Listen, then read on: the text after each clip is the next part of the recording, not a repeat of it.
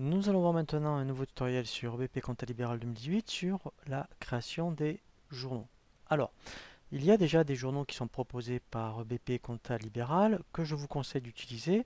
Là, on va surtout le voir pour créer d'autres journaux si vous avez plusieurs banques, mais aussi par rapport, alors là bien sûr je parle lorsqu'on est en créance dette, des journaux surtout pour passer une écriture de TVA ou des salaires, autres que dans le journal des opérations diverses.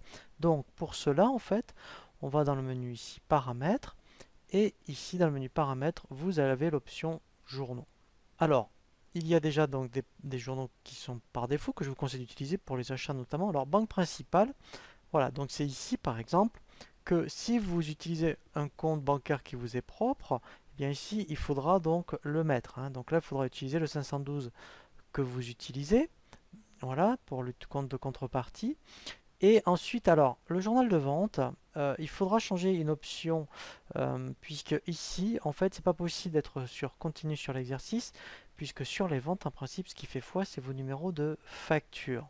Donc ici, il faudra absolument mettre manuel, puisque effectivement, un numéro de pièce, eh bien, vous allez mettre vos numéros de facture.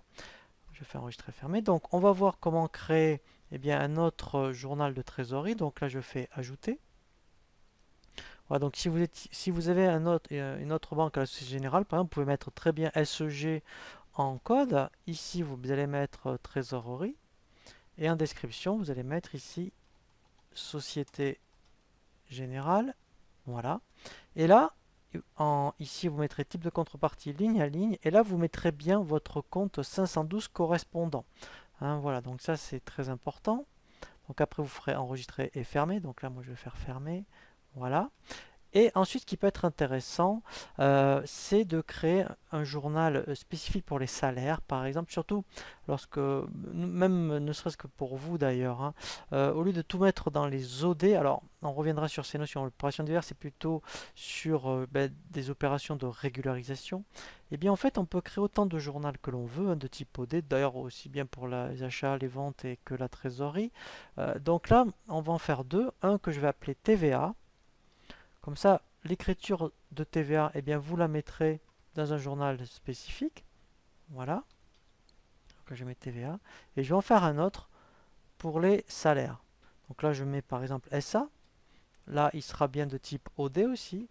Voilà. Et là, je mets salaire. Voilà. Donc là, il n'y a que ça à faire. Et là, on fait enregistrer et fermer. Voilà, comme ça, là, vous avez vos principaux journaux.